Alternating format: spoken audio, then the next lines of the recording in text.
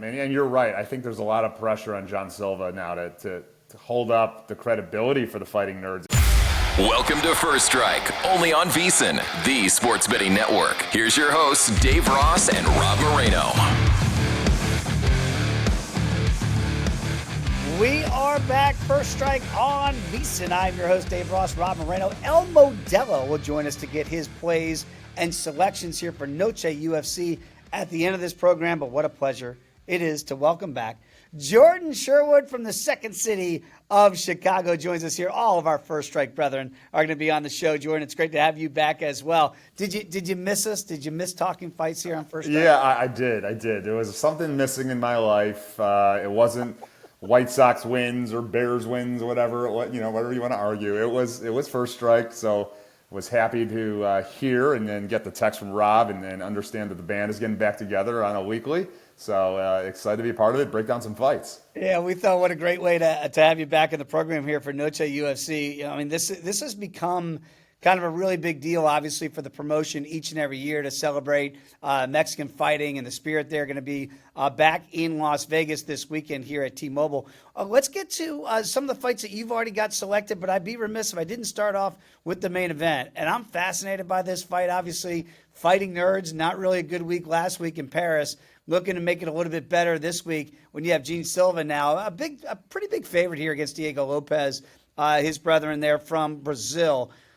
Are you surprised at the number of where it is that Lopes, you can still get him over a $2 betting dog here as we talk on a Friday? Yeah, I am. And you're right. I think there's a lot of pressure on John Silva now to hold up the credibility for the Fighting Nerds after Bahalo and Rufi, back-to-back losses in Paris. And, I think I'm surprised because, while Silva has looked awfully impressive, since he's made it to the UFC, particularly the finish over Bryce Mitchell, a very hyped-up fight that he lived up to it. And there's a certain aura about him. His striking, his accuracy is really top-notch, and it only takes really one to put guys out of there. We saw that against Charles Jourdain, in one of his first fights in the UFC. Yep. But the strength of schedule, we're in college football now, comparing, teams that are playing Power Fives and not Power Fives, Diego Lopes has played a Power 5 conference schedule, I mean, whether it's Dan Ige on 2 hours notice or, being in there for 5 rounds against Alexander Volkanovski. It really is surprising that he is, because we know Silva knocks guys out. Diego Lopes doesn't get knocked out. He's got a granite chin. Silva's got a good advantage on the ground, but we know Diego Lopes also can go. Yep. And what we don't know is if Silva can hold up this pressure game and this accuracy for 5 rounds. And we know Diego Lopes can go hard for 5 rounds. So I am surprised by the price. I think the likely play for me here is we're recording this on Friday and weigh-ins are going on right now is the over. Yeah. I think that although Silva has shown to be a finisher, and Lopes too, I think both of these guys kind of cancel each other out in a lot of the disciplines. So for me, the over at 3.5 probably is a play right off the bat. Maybe a small sprinkle on Silva by KO, because I think you get that at plus 120. But that's as if my other plays come in, earlier on in the night, and I want to have a little bit fun, early evening while I'm watching some college football as well. Yeah, play with a little bit of house money is never a bad thing, Jordan. I'm picking up what you're putting down. So again, over 2.5, you can lay the $1.50 here. Over 3.5, get that plus money, or at least around even money here when those become available wherever you might be shopping around. So I do like that angle, and I do think that's exactly what Diego Lopes would like too. Take Silva a little bit into deeper waters that he's been in and see if that power translates, as you mentioned, past 2.5 rounds. Co-main event, we got another guy that we know, we like, fan favorite, Rob Font, is going to be back in there against David Martinez.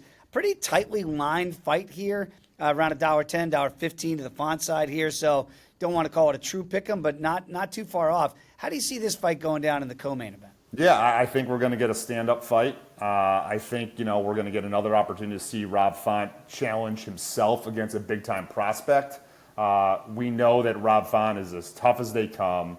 We know Rob Font has been at the top upper echelon of his weight division since he's been in the UFC. and we know he's got some of the best boxing. Not just in the weight class, I think in the sport. I mean, he just really is able to showcase that. And I'm a little bit disappointed that this isn't Raul Rosas Jr., with his original opponent. I would have loved to see Rosas make that leap into the category. But David Martinez, this is a guy that looked really good in his UFC debut. He's an athletic specimen. He's got power, but he's not going to challenge Font the grappling wise that Rosas we know was going to. So what are we going to get? We're going to get a boxing match. We're going to get a kickboxing match. And I think where Rob Font's price is right now, again, the competition he's been in there with, I think I remember a couple of fights ago he was in there with Adrian Yanez, and this was similar kind of style. And Yanez was the big time prospect, knocking guys out. And like Rob Font's like not so fast. There's levels to this game, son. So right now at that price point, I like Rob Font. I think I definitely got to see it from David Martinez that he could hold his own with the upper echelon in the UFC, and without having to worry about the grappling, unless we haven't seen it from David Martinez. And granted, we know we've been watching the sport forever, Dave. Like, that happens. But I know what I don't know, and I don't know what I know. So, I don't know if David Martinez can grapple. We haven't seen it. So, unless he shows it to me, I like Rob Font in a stand-up fight, in a boxing fight, against a prospect that's going up certainly in levels in this UFC. Yeah, we get that type of fight with Rob Font, and if you get that potentially for 3 rounds, you're going to get action for 15 minutes there and a chance maybe to get Martinez out of there. Let's go to the undercard, because I know you have some plays here. And one fight in particular, Zachary Reese is going to be taking on Srdjikas Dumas. Dumas kind of a lightning rod away from the UFC, but back in there. He is a sizable dog against Reese here. But instead of laying the price point with Reese, do you think we get some violence and maybe look to an underplay here? Right. Well, first off, is there a book that's going to offer, does Dumas actually fight? Does he actually make it to the octagon? There's got to be some sort of price fight. All right, no, I kid. Look, I think we've got two finishers in this fight. I think we've got a guy in Dumas who's in his 3 losses was finished 3 different times.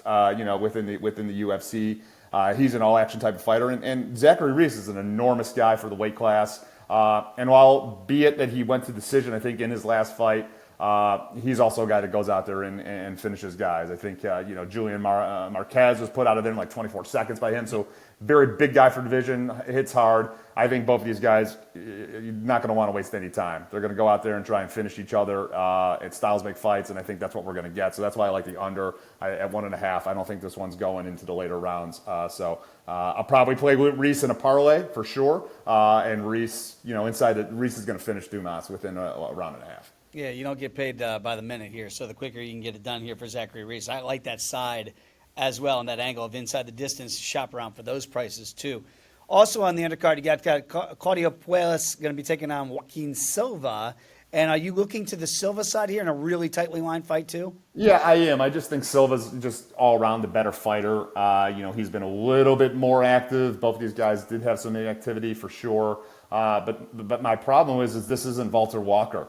This isn't a guy that wins fights like dominating with heel hooks. And Puelles, that's how he wins fights. So like likes heel hooks, but he hasn't done it in quite some time. And when he's done these Amari rolls and ran into a Dan Hooker, TKO on the ground. So I don't think he's going to be able to do that against a guy like Silva, who's very well versed on the ground. He's going to be expecting that. So I think at the price point right now, I know Silva's a little bit more well-rounded. He's going to have the advantage on the feet and probably neck and neck on the ground. No pun intended there, although I should say heel and heel on the ground instead of neck and neck. Yeah. But nonetheless, I think Silva's the right play, just stylistically and at that pick-up more money line price. One of the bigger numbers on the card we're going to see is Alessandro Costa. He's over a $4 betting favorite in his matchup. Jordan, is it the type of fight that you can look for a parlay piece, or how else would you like to play a big favorite like that? Yeah, I think I'm going to look for a finish. I think Costa, he's going to be a guy that's going to want to showcase, his talents in front of that crowd. I think, Korea, comes from a strong regional promotion, but guys making their UFC debut, sometimes there's some jitters. The level of competition not really understood compared to Costa has been in there with some of the better fighters in the flyweight division. Only loses to the upper echelon guys of the division like Tyra and Albazi. So for me, I think a finish to get that at plus money is certainly fine. And maybe I don't put him in my parlay just because there is a risk of a guy, that's jumping up, that's a prospect, not had to go to the Contender Series, not had to go to Dana White or, the reality show. He's getting his opportunity just fresh off the regional scene. So, important for him to look good. Maybe, those parlay busters do happen, people. That does happen, even though he's a massive favorite here for the Costa side. All right, Jordan, I didn't even mention the Bears in our conversation. I spared you there. Tell the people where they can access all of your great material. Yeah, it's the ESPN Chicago app. So the Unnamed MMA podcast, still doing that with Adam Abdallah. We do it every week, break down all the fights, give you all our plays. So just go to the ESPN Chicago app to download that each and every week. Jordan, you're the best. Appreciate you, man. Great to have you back on First Strike. I know my mom's going to be happy to see you. I'm looking forward to her seeing me, and hopefully maybe sometime we'll get a little FaceTime. There you go. There he is, everybody. Jordan Sherwood. Absolutely appreciate his time here on First Strike. Rob Morello, El Modelo with Rob Moreno is coming up next right here on First Strike.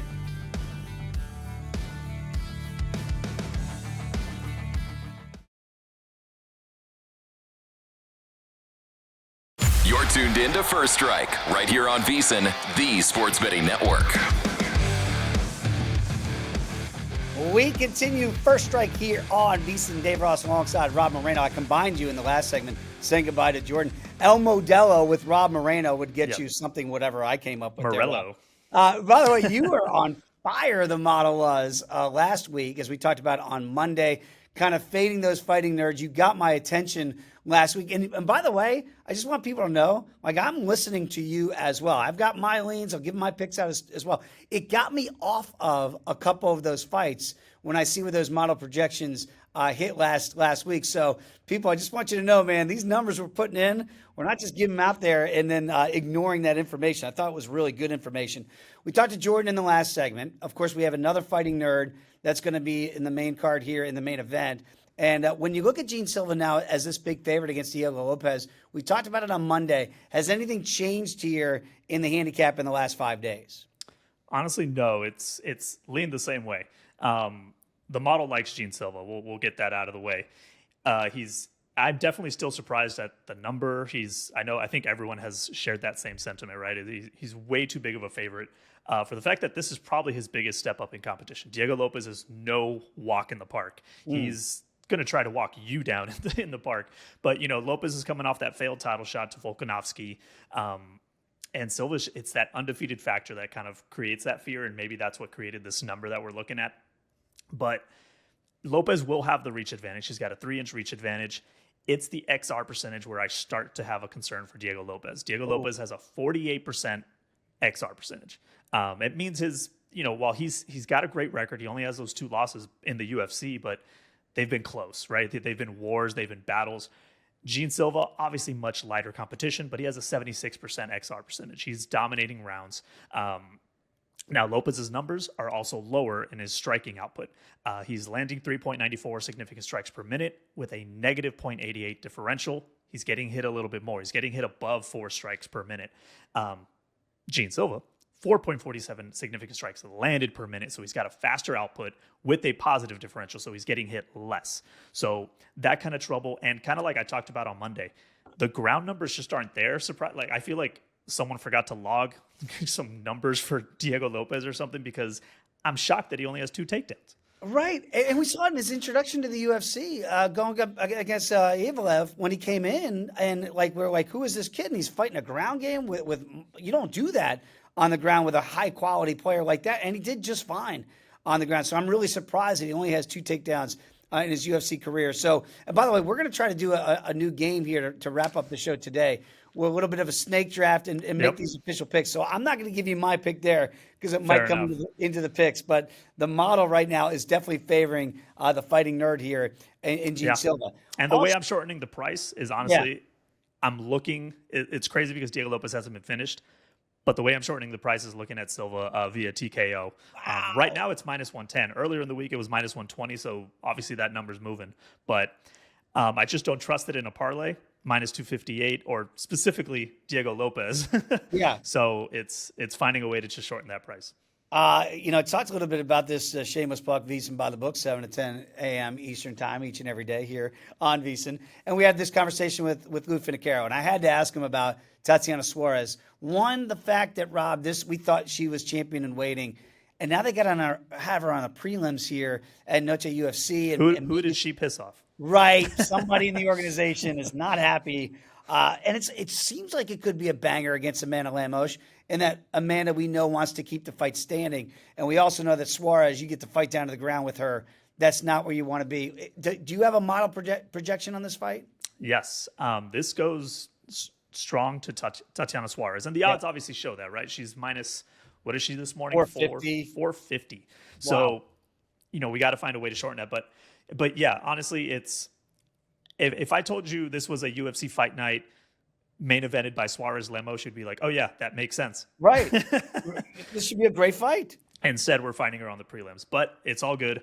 I think something that also I'm trying to weigh in, and mind you, this isn't numeric. It's not something that's in the model, but the strawweight division will have a new champion soon. Mm-hmm. Zhang Weili has vacated her spot. She's going after Shevchenko, I believe, is what the fight is going to happen. But we've got Dern versus Jandiroba happening, which I think those are two fighters Suarez can beat. So while Suarez is fresh off that title loss, I think that's in her mind of like, okay, there's going to be a new champ I can go after. It's not Zhang Weili. Both these fighters, Amanda Lemos as well, have those losses to Zhang. So it's kind of deflating to think I got my ass kicked once. I don't know if I want to go in there and do it again. And one thing with Tatiana too is she's had that on-off again schedule, right, due to injuries and other things, obviously. But she took, I believe, all of 2024 off. So this will be her second fight this year. And I think maybe it was just, imagine taking a year off and coming back to fight Zhang Weili in your first fight back with the pressure that was on her as this future champ, kind of like we talked about, So I think maybe she gets things back in rotation. The numbers back her up. And honestly, surprisingly, she also has okay striking for someone who we believe to be just a dominant wrestler. Right. She's landing 3.22 significant strikes per minute with a 1.64 positive differential. So she's avoiding shots too. She's not taking a lot of damage. Lemos is landing less than 3 significant strikes per minute.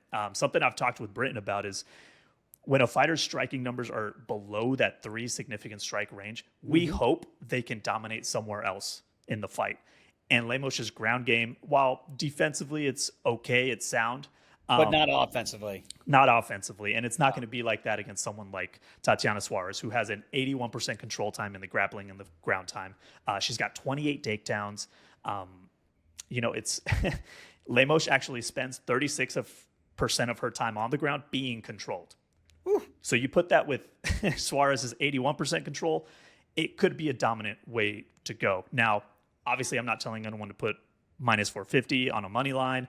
I don't even think it's a safe parlay because, as we talked about, Lemos is strong. Like she's someone who's dangerous. So the way I'm playing it is let's just play the narrative, and it's Tatiana Suarez by submission. I believed I grabbed that at minus $1.10 somewhere. Yeah, something like that this morning. Yeah. Yep. I think that's the way I would play it too on the Suarez side. Just can't lay that big price point. I do love the tenacity of somebody like Amanda Lemos. I do think she's going to be outgunned if this fight hits the ground. She's going to play defense. That can be exhausting in its own right. So I think Suarez via sub is the way to look. And again, she needs a dominant performance. Let's be honest. After what I grabbed her at plus 145 yesterday. I found my sheet. I couldn't pull it up. But yeah, so the number has been moving. Yeah, you're not going to be able to get those plus money tickets anymore. That's a really good price point you have there. The model, El Modelo, is going to give us a little parlay this week. Is that right, Rob? So the model may not give me specifically a parlay, but it's more about finding value, right? And, I modeled 7 fights this week, but sometimes it's just a lot of favorites. And, we're looking at Jared Gordon pairing him up with Zach Reese. Okay. They're both, at least when I parlayed them, they were both minus 225. So I parlayed that into a plus 109 price tag, which much better. They're just 2 fighters that came out pretty strong in my model.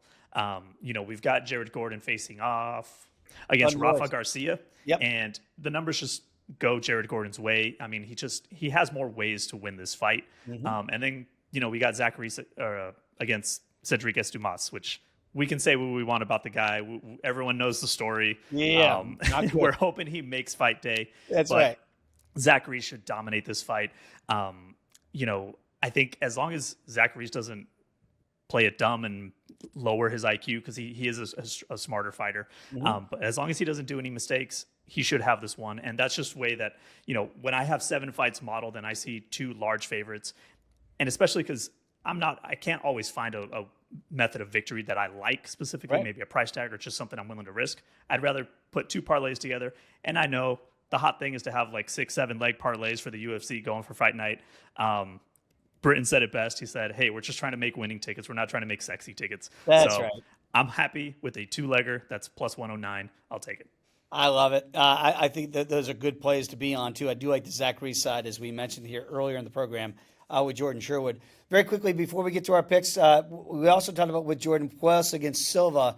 The model has got a lean there. We haven't talked about the Kelvin Gastelum fight against Dustin Stoltzfus. What's the model showing there with Gastelum back in there? So with Gastelum, it's more of a reason to stay away, if I'm being honest. Both these guys are very inconsistent fighters. Gastelum, his last win was over Daniel Rodriguez, which was the fight that was supposed to be welterweight. The day before he asked for a catchweight, and then hours before he asked for middleweight. So, and that was a decision victory, right? And I think Rodriguez was dealing with emotions of the whole situation when he was in the cage too. And maybe I'm a little sour. I had Rodriguez in that one, but the model did. So I was a little upset when so much changed hours before. Which, hey, sometimes props to Lou for always being ready at the weigh-ins. But, you can tell when a fighter's not missing weight and changing the narrative. But anyways, Stoltzfus, just as inconsistent. He's, we're talking about 2 guys that are 3-5 and 3-6 in the UFC since like 2020. Both coming off losses. Dustin does have a reach advantage here, but it's a 4-inch reach advantage actually. But their XR percentage, they're both right around 50%. And I've talked about how below 50 is already a red flag. Gastelum's 51%, Dustin's at 47%. These aren't numbers that I want to jump on. And the model gives a tiny, tiny lean towards Dustin, and I understand that price tag's there. So maybe it's a dog or pass situation for some people. For me personally, I don't see enough even from Dustin at that price tag to go for it. And I'm obviously not going Kelvin Gastelum side. So sometimes even what the model gives me, honestly, I grade that as an F for Dustin. So I don't see ways for him to win. If he wins, great. I'd rather not have the ticket than be upset that Kelvin Gastelum beat me again. Fair enough. I understand that rationale completely in that, and that might be a stay away spot for me. Let's do this snake draft. Okay, let's do it. This time here, then we'll recap it on Monday's show, see how we did. And again, these might not be actual plays that we have. We've already got the model plays. Again, those will be up for VSiN Pro subscribers as well. Our picks here, official picks, so you can always, as a VSiN Pro subscriber, have access to that. But here it is. It's going to be a snake draft. We're going to have 3 picks, 1 money line, 1 round prop, and 1 round, and 1 prop, and 1 round total. Okay. Yes. So once you pick a fight, Rob, you can't, that fight's off the board. At least that side of that fight is off the board. So let's work out the rules here, but I think the fight should be off the board. Completely. So whoever takes the main event, that's it. That's the pick in the main event. Wow. We won't technically be going against each other. I mean, sure. Hey, there's 14 fights on a card, right? We should be able to find this out. Deal. It's a tentative game. We just something to have fun with every week, kind of like Dave said. These aren't official plays, but, hey, let's have some fun here. And I'm sure that where we go might be plays for us. But, yeah, I like it. Okay, of course, so once something is taken from that fight, it's off. Who gets the first pick? Why don't you get the first pick as El Modelo with the work you've been doing here in the program? I think you should have the first pick. All right. So for my first pick, and you know what? I'll write them here in the sheet so we don't lose track here. But, I didn't expect to get first pick. I was going to try to give you the first pick, but okay. I will take actually the Suarez via submission prop. Oh, damn it. That's where I was going to go, Rob. Yes. Yes. Yeah, so I'll take her, and I'll take her at the current price. We'll go plus 110, I believe it was this morning. So I'll go Suarez via sub. That was going to be my round prop. That is now off the board. Ooh. I'll tell you what I'm going to do. I'm going to go with a total, and I will follow our guy Jordan Sherwood on this one, and I liked it anyway. And I do lean to the Diego Lopes side in the main event, but I'm going to take that over 2.5. Now, it is juiced a little bit here, people, about $1.60. But instead of, if the model, here's why I did this. I'm leaning Lopez in the fight, but the model leans Silva. So what that tells me is, let me get back to instead of laying that big price point here with Silva, I'd rather lay the $1.60 that Lopez, who's never been finished, at least gets to over 2.5 rounds at $1.60. I like that price point a lot better than laying it with Silva. So my official pick here in the snake draft will be a total, and it's going to be over the main event 2.5 rounds. What do you think of that play? I love it because it takes the main event off the board. That's strategery, as George Bush once said. It's our own game that's going against me here because I was like, oh, well, I wasn't going to play Silva straight, but what was I going to play for that? But you took it off the board, so that handles that. Now, in the snake, it comes back to me. Is that right? Correct. You get 2 picks. Oh, absolutely love it. Okay, for this pick here, for my second pick, I have to make because that was my round total, I'm going to make my prop pick here. Okay. And I'm going to look to get Zach Reese, and let's go Zachary via KO. Knocking Dumas out of there instead of laying the big 245 price point here. Give me Zach Reese via KO. I do think he's going to get it done, and the total leans me in that direction too, and it's at 1.5, and it's juiced to the under. That tells me somebody's going to sleep, Rob. I'm taking Dumas to go to sleep. Give me Zach Reese via KO. I love it. I love it. Yeah, I see what you did. You put me first pick so you could get the first 2 back-to-backs. I see your game. There you go. All right, here we go. So for let's see. So I took a method of victory already. So let's do a round prop first. I get back-to-back picks now, so I can really go however I want here. You go anywhere you want. Take my time. All right, so let's do my straight pick. I'm going to go with Claudio Puelles. Ooh. I like him. The model likes him. It's actually a very strong play in the model. I just think he has more ways. Well, he doesn't have more ways to win, but I think his ground game can bounce back here. These are both guys coming back from time off. Yep. But I think, Puelles, he is coming off those 2 losses, but those are pretty major guys he took those losses to. I mean, Hooker, Ziam, those aren't guys we shake off. Those losses have aged well. There's no... Yeah, those are not bad losses. Puelles is a young guy. Yes, I hope he's up to his striking game, but I think his ground game is strong enough to get this fight going and go in his way.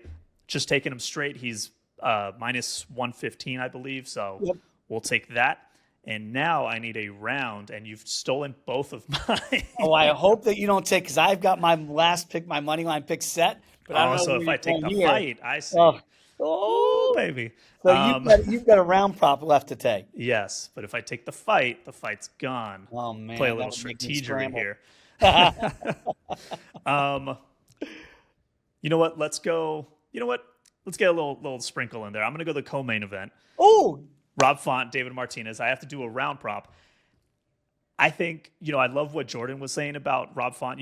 Same. I wish we were getting Raul Rosas in here. I would have loved to see Rosas, see how he's, mind you, he's like 19 years old still, but right. See how he's grown up in the cage a little bit against a guy like Rob Font. My gosh. But, we'll take Rob Font here overall, but I think Rob Font can get him out of there. It's, it's an up-and-comer, new guy coming to the UFC. And I just like that price, under 2.5 at plus 240. So that's what I'll take as my final play. I like it. That's solid plus money. If Rob, I think, not that we're rooting against but I think we'd like to see Rob Font be able to get that done. Okay, I know for Noche UFC, maybe this is not going to be the most popular play. Kwang Lee plus money at plus $1.14 against Santiago Lima. I'm going to take that pick there. I like Kwang in this spot here at plus money. Look, the under is also, you see it here, slightly juiced to the over $1.25. I think this could be a Rock'em Sock'em Robots type fight. Give me Lee at plus money I believe that's the first fight in the main card here. I'm going to take that price point here at plus $1.14. Excellent. Boom. That there wraps up our first ever. It's still a working title. I've got 3-round war in there. I don't know. It sounds too aggressive for you and I, but we'll go. Not for the fight game. I don't mind it. All right, so Rob, you've got Suarez via sub.